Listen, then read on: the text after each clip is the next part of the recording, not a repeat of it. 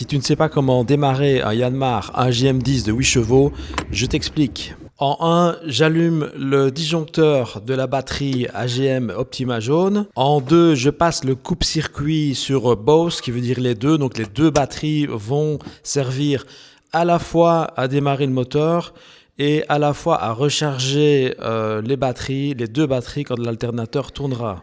Ensuite, direction le moteur, on va retirer les caches et là, il va falloir checker un peu le niveau d'huile et un peu la tronche qu'il a pour voir s'il n'y a pas de souci.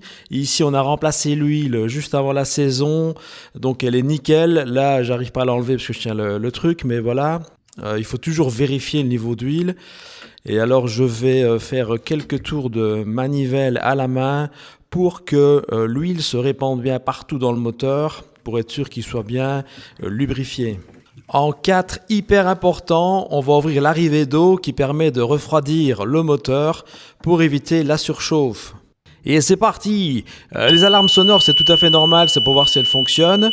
Et puis voilà, on appuie sur Start, on attend que le moteur démarre et directement, on doit aller vérifier à la sortie de l'échappement si l'eau s'écoule bien, signe que c'est bien refroidi, sinon il faut tout de suite arrêter, c'est hyper dangereux sinon. Voilà, je vous montre le moteur qui tourne, ça fait pas mal de boucans, c'est pour ça qu'il y a des caches qui sont insonorisées plus ou moins.